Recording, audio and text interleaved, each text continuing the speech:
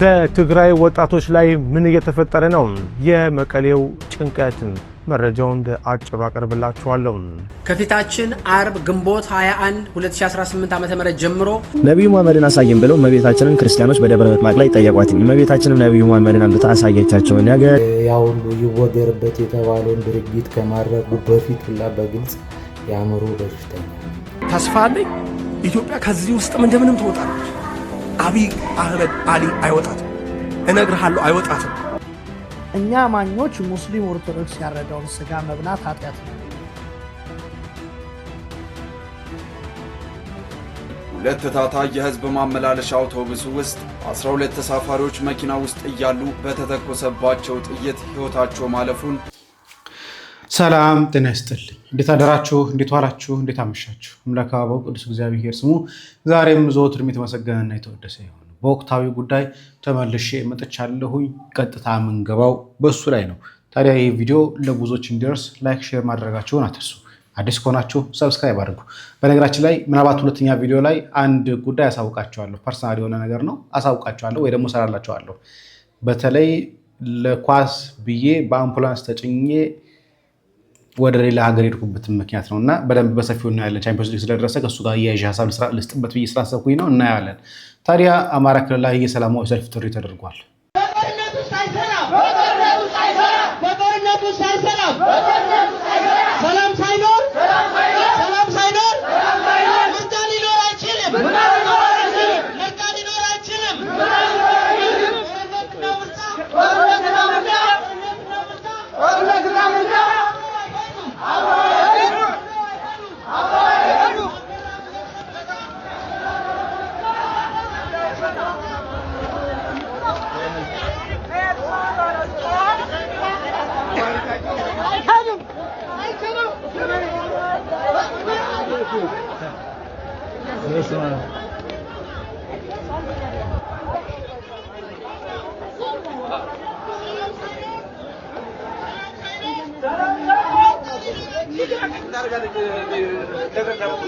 እንግዲህ እየተደረገ ያለው በየገጠሩ ነው። ሰላም ሳይኖር ምርጫ አይደረግም የሚል ነው። ነገር ግን ትናንትና በስቲያም እየተመለከትናቸው ያሉ አብዛኞቹ በተለይ በውጭ ሀገር እየተዳሰሱ ያሉ መረጃዎች እንደሚያመለክተው ግን ብልጽግና መንግስት ምርጫውን እንዳሸነፈ ኦልሬዲ ቀድሞ እየተናገረ ነው ያለው። ምክንያቱም ካለው ሁኔታ አንጻር እየተናገሩ ያሉት ከናች ላይ የአማራ ክልል ላይ ብቻ አይደለም፣ ኦሮሚያ ክልል ላይም ብዙ የምርጫ ፓርቲዎች በተለይ ኦሮሞ ወክለን እንወዳደራለን ብለው ያሉ ኦሮሞዎች ራሳቸው ሄደው ህዝባቸውን ቅስቀሳ ማድረግ ጭምር እየከበዳቸው እንደሆነ የተናገሩ። ሰበር የተባለ መረጃ ልነግራችሁ ነው የመጣሁት። ከፊታችን አርብ ግንቦት 21 2018 ዓ.ም ጀምሮ ለተከታታይ 5 ቀናቶች የአማራ ክልል ሙሉ ለሙሉ ለተሽከርካሪ እንቅስቃሴ ዝግ ይሆናል ከአምቡላንሶች ውጪ። ልብ አድርጋችሁ ስሙ። በተለይም ሹፌሮች። የአማራ ፋኖ ብሔራዊ ንቅናቄ አፋብን ከጥቂት ደቂቃዎች በፊት ባወጣው መግለጫው የአማራ ምድር ለአብይ አህመድ የምርጫ ድራማ ምቹ እንደማይሆን አስረግጦ ተናግሯል። በመሆኑም የአማራ ምድር ላይ ድራማ መስራት ስለማይቻል ከአርብ ግንቦት 21 ጀምሮ ለተከታታይ 5 ቀናቶች ውስጥ ከአምቡላንስ ውጪ ማንኛውም ተሽከርካሪ የአማራ ምድር ላይ አይነዳም። የትኛውም ተሽከርካሪ የአማራ ምድርን አልፎ አይወጣም። ልብ ብላችሁ ስሙ። በተለይም ሹፌሮች በእነዚህ 5 ቀናቶች ውስጥ የአማራ ምድርን ከአርብ በፊት ለቆ መውጣት የሚችል ተሽከርካሪ ከአርብ በፊት የአማራ ክልልን ለቆ እንዲወጣ፣ በተጠቀሱት ቀናቶች ውስጥ የአማራ ምድርን ለቆ መውጣት የማይችል ተሽከርካሪ ባለበት ቦታ ቆሞ ፋኖ ተለዋጭ መግለጫ እስከሚያወጣ ድረስ እንቅስቃሴ ባያደርግ ይመከራል።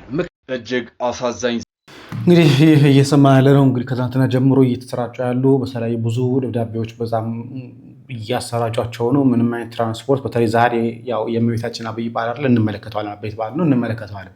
ስለዚህ ከዛሬ ጀምሮ ምንም አይነት እንቅስቃሴ እንዳይንቀሳቀሱ የእግድ ደብዳቤ ወጥቷል። ትናንትና አንድ ዘገባ ዘግቤላችሁ ነበር። በባሱት የነበሩ 2 ባስ ያሉ ህዝቦች ታፍነዋል ብያችሁ ነበር። እሱ ብቻ አይደለም የሞቱ ሰዎችም ጭምር እንዳሉ እየሰማን ያለ እጅግ አሳዛኝ ዜናም ዛሬ ግንቦት 20 ቀን 2018 ዓ.ም በኦሮሚያ ክልል ገብረ ጉራቻና ጎሃ ጽዮን መካከል 2 ታታይ የህዝብ ማመላለሻ አውቶቡስ ውስጥ 12 ተሳፋሪዎች መኪና ውስጥ እያሉ በተተኮሰባቸው ጥይት ሕይወታቸው ማለፉን፣ የተቀሩት ደግሞ ታግተው መወሰዳቸውን የሾፌሮች አንደበት ዘግቧል። የታጠቁ ኃይሎች መኪና ላይ ተኩስ በመክፈት ውስጥ በተቀመጡበት በጥይት መመታታቸውና እጅግ አሳዛኝ የሚያደርገው ደግሞ የራስን ዜጋና ያውም ንጹሃንን የመግደል ሁነት መከሰቱ ልብን የሚሰብር ነው። ይህም የመንገድ ክፍል ከሳምንታት በፊት አንድ አውቶቡስ ሙሉ ሰው መወሰዱን መዘገቤ ይታወሳል።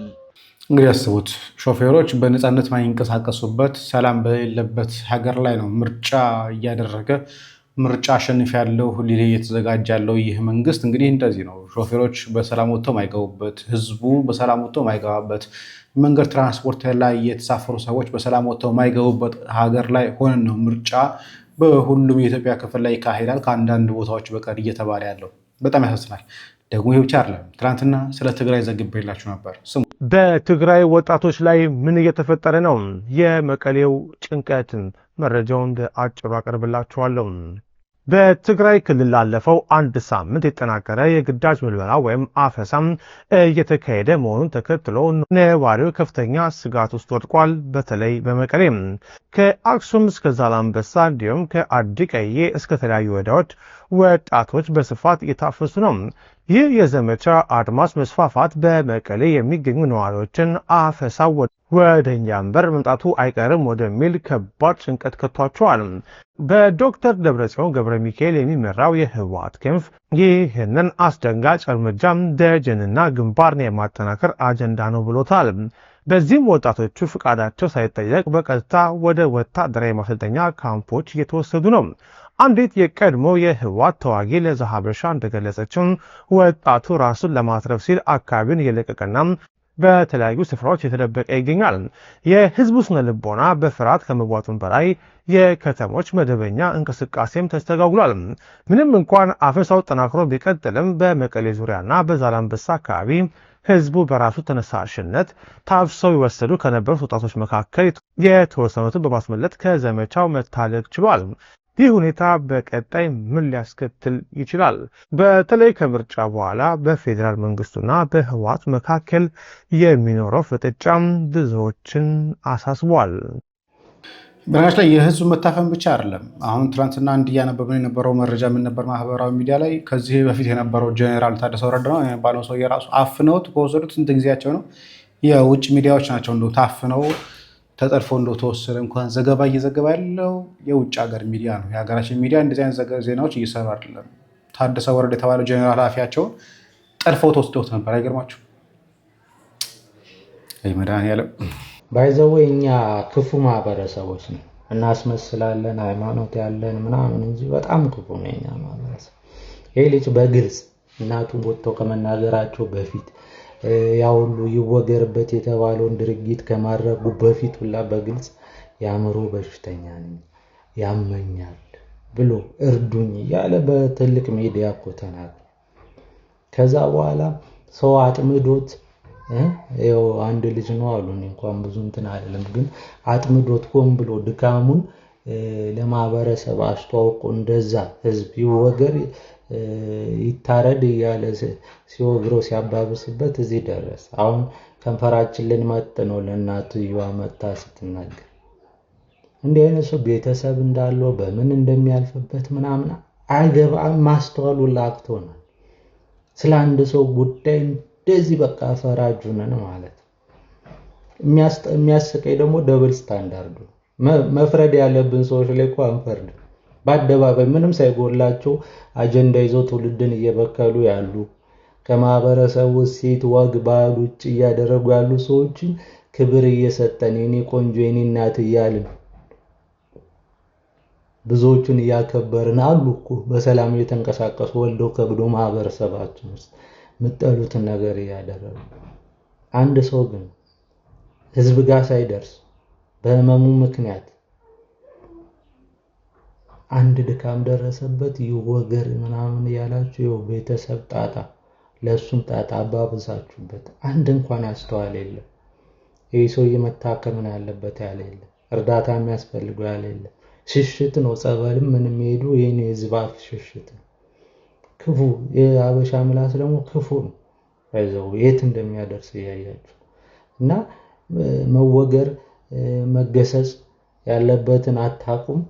ምንም ምስኪን ሰው ደግሞ ዘመድ ምንም አጋዥ አጫፋሪ የሌለውን ደግሞ አጀንዳ የሌለውን ሰው ደግሞ እንደዚህ እያከሰማችሁት ከሰው ማህበር ታስወጡታላችሁ እና ብዙ ጊዜ የሚከሰት ነገር ስለሆነ ነው አላወራም ብዬ ነበር እንደዚህ ትኩስ ነገር ላይ።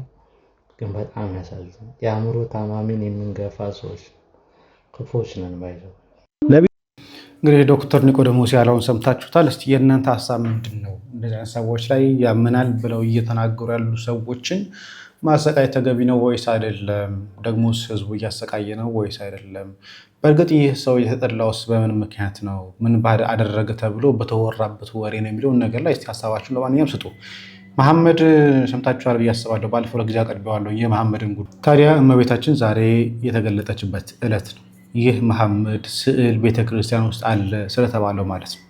ነብዩ መሐመድን አሳየን ብለው እመቤታችንን ክርስቲያኖች በደብረ ምጥማቅ ላይ ጠየቋት። እመቤታችንም ነብዩ መሐመድን አምጥታ አሳየቻቸው። ነገ ግንቦት 21 ቀን እመቤታችን ቅድስት ድንግል ማርያም በደብረ ምጥማቅ በስሟ በተሰራች ቤተክርስቲያን ጉልላት ላይ በግልጽ ስለመታየቷና ታላቅ ታምር ስለማድረጓ በዓሏን እናከብርላታለን። ኮፒ ሊንክ፣ ሼር፣ ፖስት እያደረጋችሁ ሁላችሁም ደግሞ በኮሜንት እመቤታችን በረከት ሲደርብን እያላችሁ ጻፉልኝ። ከዛም በፊት ግን ወሂድ የሚባለው የሙስሊሞች ኡስታዝ ምን ብሎ እንደቀጠፈ ተመልክተን እንምጣ። ከዚህ ቪዲዮ የነብዩ መሐመድ ስዕል እዚህ ቤተክርስቲያን ላይ አለ ይባላልና እንደው ይሄ ነገር እንዴት ነው እስኪ ንገሩን። አዎ የነብዩ መሐመድ ስዕል እዚህ ላይ ምዕራቡ ላይ አለ። ከዚህ ቪዲዮ በመነሳት ምን ብሎ ጻፈ? ነብዩ መሐመድ ከቅዱስ ዳዊት ጋር በጀነት እየኖሩ ነው። ስለዚህም ቤተክርስቲያን ውስጥ ስዕል አድኖ ተስሎላቸው ነብዩ መሐመድ አሉ ብሎ ተናገረና ይሄንን ቅጥፈቱን እስቲ ከዚህ ታሪክ በመነሳት አንድ ላይ እንመልስለታለን። ጌታችን ወደ ምድረ ግብጽና ኢትዮጵያ በተሰደደ ጊዜ ከመቤታችን ከዮሴፍና ሰሎሜ ጋር ዛሬ ደብረ ምጥማቅ በሚባለው ቦታ ላይ አርፎ ነበረ። ቦታውን ባርኮ ለድንግልናቱ ለዘላለም ያንቺ መገለጫ ይሁን ብሎ ቃል ኪዳን ገብቶላት ነበር። በዚህም መሰረት ከብዙ ጊዜያት በኋላ ደብረ ምጥማቅ ገዳም ተገድሞ የበርካታ መነኮሳት ቤት ከሆነ በኋላ መቤታችን በልጇ ፈቃድ ግንቦት 21 ቀን አእላፍ መላእክትን ጻድቃን ሰማዕታትን አስከትላ በመምጣት ለሕዝበ ክርስቲያኑ ለአሕዛብ ጭምር በመገለጥ ለ5 ቀን በግልጽ ትታያቸው ነበረ። በዚህም ቀን በግብጽ ሀገር ደብረ ምጥማቅ በምትባል በተሰራች ቤተክርስቲያን ከምስራቅ እስከ ምዕራብ ከሰሜን እስከ ደቡብ ያሉ ሰዎች ይሰበሰባሉ። ከያገሩም ሁሉ ይመጣሉ። እነዚያ ሁሉ ሰቀላ ሰርተው ድንኳን ተክለው አጎበር ጥለው ይከትማሉ። ከ21 ቀን ጀምሮ እስከ 25 ቀን ድረስ በፍጹም ደስታ በፍጹም ክብር የድንግልን በዓሏን ማክበር ይጀምራሉ። ድንግልም ከግንቦት 21 ቀን ጀምራ እስከ 25 ቀን ድረስ ሳታቋርጥ በእነዚህ በ5 ዕለታት ከመላእክት ከጻድቃን ከሰማዕታት ጋር ትገለጽላቸው ነበረ። እነርሱም በፍጹም ክብር በፍጹም ደስታ በዓሏን ያከብራሉ። ክርስቲያኑም እስላሙም በጋድ ተገልጻ እመቤታችንን ያዩት ነበረ ይላል ተአምረ ማርያም። እመቤታችን በዙሪያዋ የመላእክት ሰራዊት የመላእክት አለቆች በየማይረጋቸው ክንፋቸውን ዘርግተው ይቆማሉ፣ ይጋርዷታል። ሱራፌል ማይጠንታቸውን ይዘው ለንግስናዋ ገናናነት ይሰግዳሉ። በየስግደታቸውም እንዲህ እያሉ ያመሰግኗታል። አብ በሰማይ ሆኖ ተመለከተ፣ እንዳንቺ ያለ አላገኘም። አንድ ልጁንም ልኮት እሱም ካንቺ ሰው ሆነ። ሁለተኛም ሰማዕታት በየማይረጋቸው ረቂቃን በሆኑ ፈረሶቻቸው ላይ ተቀምጠው እየመጡ መጀመሪያ ቅዱስ ጊዮርጊስ ከአንባ ላይ ፈረሱ ላይ ወርዶ ይሰግድላታል። እንዲሁ ባልንጀሮቹ ሰማዕታት መጥተው ይሰግዱላታል። ከእርሱም በኋላ የሚመጣው በዱሪ ፈረሱ የሚቀመጥ ቅዱስ መርቆሬዎስ ነው። ከዚያም በኋላ ሰማዕታት ሁሉ በመከታተል መጥተው ይሰግዱላታል። ዳግመኛም ደግሞ የጻድቃን አንድነታቸው መጥተው በፊቷ ሰግደው ይመላለሳሉ። ሄሮድስ ያስገደላቸው 144,000 የቤተልሔም ሕፃናት ከአለቃቸው ከቅዱስ ቂርቆስ ጋር መጥተው ይሰግዱላታል። በፊቷም እየዘለሉ አንዱ ባንዱ ላይ እየዘለለ በመተቃቀፍ ይጫወታሉ።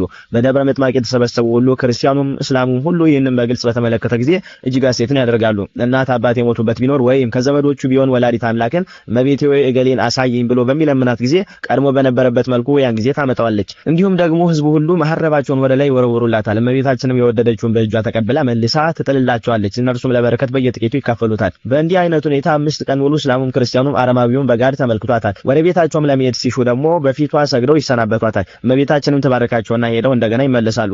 5ቱ ዕለታትም ሲፈጸሙ ህዝቡ እመቤታችንን በእንባ ይሰናበቷታል። እመብርሃን በብርሃን መስቀል ባርካቸው ከቅዱሳን ጋር አድርጋለች። አምላክን የወለደች ክብርት እመቤታችን በደብረ ምጥማቅ መሐመድን ከሲኦል አውጥታ እንዳሳየቻቸውና የአሕዛብንም የሐሰት መንፈስ እንዳጋለጠችው ታምሯ ላይ ተጽፏል። እመቤታችን በረድኤትና በቸርነት በደብረ ምጥማቅ ተገልጻ ሳለ የሚያምነው ክርስቲያን የማያምነው አሕዛብ ሁሉ በጋድ ያዩት ስለነበረ ጥያቄያቸውን ሁሉ ታሟላላቸው ነበረ። ግማሹ ዳዊትን አሳይኝ ሲሏት ከነበገኑ አምጥታ ታሳያቸዋለች። ዕዝራን አሳይኝ ሲሏት ከነበሰንቋ አምጥታ ታሳያቸው ነበረ። ጊዮርጊስን አሳይኝ ሲሏት ከነጻዳ ፈረሱ አምጥታ ታሳያቸው ነበረ። ሁሉንም እንደ ጥያቄያቸው ታስተናግዳቸው ነበረ።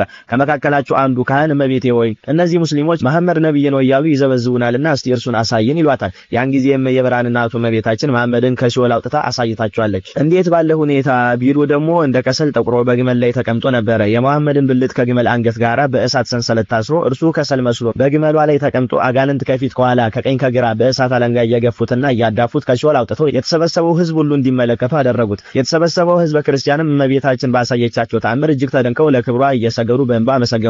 በቦታው የነበሩ ሙስሊሞችም ወዲያውኑ በክርስቶስና በድንግልናቱ እንዳመኑ ታምረ ማርያም ላይ በሰፊ ተጽፏል። ይሄንንም አስመልክቶ አንዳንድ ቤተክርስቲያናት ላይ እመቤታችን በደብረ ምጥማቅ ተገልጣ ሳለ ይስሏትና ከታች ደግሞ ነብዩ መሐመድን በሲኦል ለህዝቡ እንዳሳየቻቸው ለማሳየት ብለው በግመል ላይ አድርገውትም በጥቆል ይስሉታል። እንግዲህ ይሄንን ተመልክቶ ወሄድ የሚባለው ኡስታዝ ምን ብሎ ተናገረ? ቅዱስ ዳዊት ጋራ ነብዩ መሐመድ በገነት እንዳሉ ቤተክርስቲያን አምና ስዕል አድኖ አስላ አስቀምጣለች ቤተክርስቲያን ውስጥ ብሎ ቅጥፈትን ተናገረ። ይሄም ሐሰት መሆኑን ይሄ ታሪክ በደንብ ይገልጽልናል። ስለዚህ ቤተክርስቲያን ላይ ባትቀጥፉ መልካም ነው። አምላክን የወለደች ክብርት እመቤታችንም ለ3 ቀናት ማለትም ከግንቦት 21 እስከ 23 ድረስ በእንዲህ አይነት መልኩ በደብረ ምጥማቅ በጋር ተገልጻ ታላቅ ታምር ያደረገችበት ዕለት ነው። ለተሰበሰቡ ምዕመናን ሁሉም በግልጽ በመታየት ትነጋገራቸው እንደነበር ሁሉ ዛሬም በረድኤት በቸርነቷ ልጆቿን ትጎበኘን ዘንድ መልካም ፈቃዷ ይሆንልህ። ኮፒ ሊንክ ሼር ፖስት እያደረጋችሁ አዳርሱስ። ዲን ሲራይክቱንም ሰብስክራይብ አድርጉልኝ። ይቆያል። ርስትልን ወንድማችን ቃለ ሕይወትን ያሰማልን። መሐመድ ከሲኦል እንጂ ከገነት አልመጣም። የወንድማችን ዲያቆን ሲራክን ዩቲዩብ ገብታችሁ ቼክ አድርጉት፣ አበረታቱት። አንድ ፓስተር ነው መሰለኝ ወንጌላዊ የሆኑ ፓስተር አላቅም ከጥያቄዎች ምላሽ መካከል ብሎ አንድ የተጠየቀው ጥያቄ ላይ ምላሽ የሰጠበትን አይቼ ነው ዛሬ ታሳያችሁ። እኛ አማኞች ሙስሊም ኦርቶዶክስ ያረደውን ስጋ መብላት ኃጢአት ነው ወይ? ኦኬ ለምሳሌ አንድ የሙስሊም ስጋ ሊሆን ይችላል ወይም የኦርቶዶክስም ሊሆን ይችላል። መጀመሪያ ያንን ምግብ የሙስሊም ያደረገው ያንን ምግብ የኦርቶዶክስ ያደረገው ምክንያቱ ምንድነው? ሪዝኑ ምንድነው? ሪዝኑ ምንድነው ነው እንጂ ለምሳሌ ያ በግ ከመታረዱ በፊት ስሙ አብርሃም አይደለም ወይም ኢብራሂም አይደለም። በጉ ከመታረዱ በፊት የሙስሊም አይደለም ወይም ደግሞ የኦርቶዶክስ አይደለም። ከመታረዱ በፊት የሙስሊምና የኦርቶዶክስ ያደረገው ምንድነው ስትሉ ሙስሊሙም ሲያርደው ኦርቶዶክሱም ሲያርደው የሚናገሩት ንግግር ነው። ኦርቶዶክሱ በስመ አብ ብሎ ያርደዋል፣ ሙስሊሙ ደግሞ ቢስሚላሂ ምናምን ብሎ ያርደዋል። እነሱ ያርዱታል። የዛኔ የሙስሊም ሆነ የዛኔ የኦርቶዶክስ ሆነ ይባላል ማለት ነው። ከዛ እኔ ጋር ሲቀርብስ እኔ ደግሞ በኢየሱስ ስም ብዬ ጴንጤ ያደርገዋለሁ። ኢየሱስ ጌታ በኢየሱስ ስም ስለው የጴንጤ ሆነ። የነሱ ንግግራቸው ከሆነ ገብቷቸዋል አይደለም? ንግግራቸው ከሆነ የስጋውን ሃይማኖት የቀየረው እኔ ታዲያ በኢየሱስ ስም ታዲያ ሃይማኖቱን አስቀይረው የለ እንዴ? ታዲያ ስጋውን በኢየሱስ ስም ብዬ ሃይማኖቱን አስቀይረዋል። እውቀት ግን ተነፍገው ነው። የእውቀት ማነስ ገጥሟቸው ነው። በስመ አብ ወወልድ ወመንፈስ ቅዱስ አሐዱ አምላክ ተብሎ የታረደውን ስጋ በኢየሱስ ስም ብሎ ይባርከዋል። ስመ ሥላሴ ተጠርቶበት የታረደውን በግ ወይ ፍየል እሱ በኢየሱስ ስም ብሎ ይባርከዋል። ከስመ ሥላሴ የኢየሱስም ኃያል ሆኖ ከአብ ከወልድ ከመንፈስ ቅዱስ ስም በላይ የኢየሱስ ስም ኃያል ሆኖ የአብ የወልድ መንፈስ ቅዱስ ስምን አርክሶ የኢየሱስ ስም ኃያል ሲሆን የአህዛብን ስጋ ባርከን ምንበላው እኮ የነሱ ርኩሰትን ለመቀደስ ነው። የነሱ ርኩሰትን በስመ እግዚአብሔር ቀድሰ ለመብላት ነው። እንደዛ እንኳን ብናደርግ የአህዛብን ምግብ ብናገኝ ወይ ደግሞ ካፌ ሄደን ብንበላ አንደኛ በርኩሰት የሰራ ከሆነ ቀድሶ ለመብላት ነው። እሺ በአብ በወልድ በመንፈስ ቅዱስም ተቀድሶ የታረደንስ በኢየሱስም ብለን ያኛውን አብ ወልድ መንፈስ ቅዱስን እናረክሰዋለን ማለት ነው። የአላህን ስም አረክሰን ቀድሰን በስመ ሥላሴ እንደምንበላ ሁሉ በአብ ወልድ መንፈስ ቅዱስ የታረደውን አረክሰን ነው በኢየሱስም አርዳችሁ የምትበሉት። መባረክ ትርጉሙን ራሱ ታውቁታላችሁ፣ ገብቷችኋል? አይ መድኃኔዓለም። ሌላኛው ደግሞ ጥፋት ከዚህ በፊትም ሰርቼበታለሁ እንደዚህ አይነት ነገር ቲክቶክ ላይ ሰርቼበታለሁ፣ እዚህ ላይ ተናግሬበታለሁ። በቤተ ክርስቲያን ፕሮፖዛል የሚባል ነገር የለም። ተንበርክኮ መጠየቅ የሚባል ነገር የለም።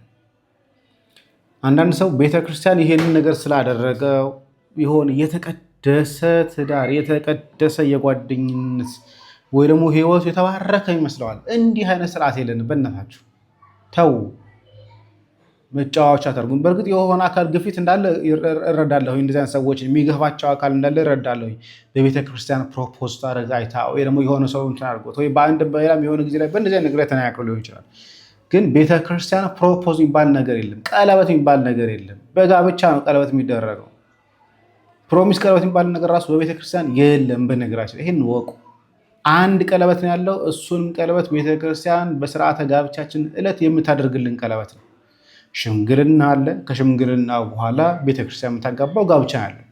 ፕሮፖዝ ቀለበት እና ኢምፓስ ደሞች ነገሮች የሉንም። የኛ የዓለሙን ነገር ጎትታችሁ ወደ ቤተክርስቲያን አምጥታችሁ ቤተክርስቲያን ባታሰደቡብን እባካችሁ እግዚአብሔርን ፍሩ። የሆነ ጊዜ ላይ ላሊበላ ጫፍ ላይ እንደዛ ሲያደርጉ ያዩዋቸው ሰዎች ነበሩ። እንዲህ አይነት ስርዓቶች የሉንም። የዓለም ፍላጎት ቤተክርስቲያን ላምታችሁ አትጫኑብን። የዓለም ፍላጎት ካላችሁ እዛው ዓለማችሁ ላይ ሁኑ። የዓለምን ፍላጎት አምታችሁ ግን ቤተክርስቲያንን ፎርስ ለማድረግና ስርዓት ለማስቀየር ግን እባካችሁ አትጣሩ። መድኃኒዓለምን ፍሩ። እኔ እግዚአብሔርን አምናለሁ። ኢትዮጵያ ላይ ተስፋ አለኝ። ኢትዮጵያ ከዚህ ውስጥም እንደምንም ትወጣለች። አብይ አህመድ አሊ አይወጣትም። እነግርሃለሁ፣ አይወጣትም። ከጋዳፊ የባሰ ዕጣ ነው የሚገጥመው።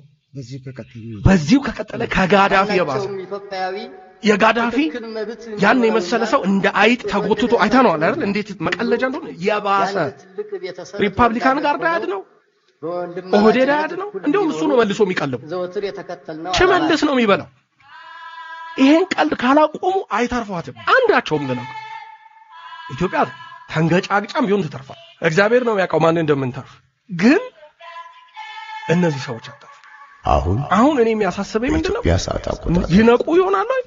እነሱ እንደሚያዳራሽ ማሳመር ላይ ናቸው።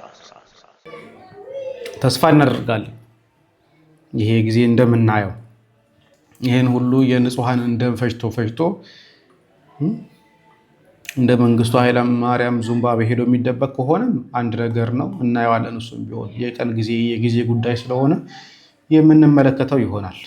እንዳልኳችሁ በኋላ ላይ አንድ እኔ ኳስ ለማየት የኳስ ፍቅር አናቴ ላይ ወጥቶ በአምቡላንስ ተጭኜ ወደ ሌላ ከተማ የሄድኩበትን ነገር እሰራለሁ። በጣም የተወሰነ ደቂቃ ነው የሚሆነው። በእርግጥ ያን ያህል ግዙፍ አይደለም፣ የተወሰነ ደቂቃ ነው። በዛውም የተወለድኩባቸው ቦታዎችን ለመናገር ለማሳየት እሞክራለሁ በቪዲዮ። እንገናኛለን። እስከዛው ድረስ ግን ቪዲዮ ሼር ማድረጋችሁ አትርሱ። ሰላም፣ እግዚአብሔር ከእናንተ ጋር ይሁን። ቸር ቆዩ።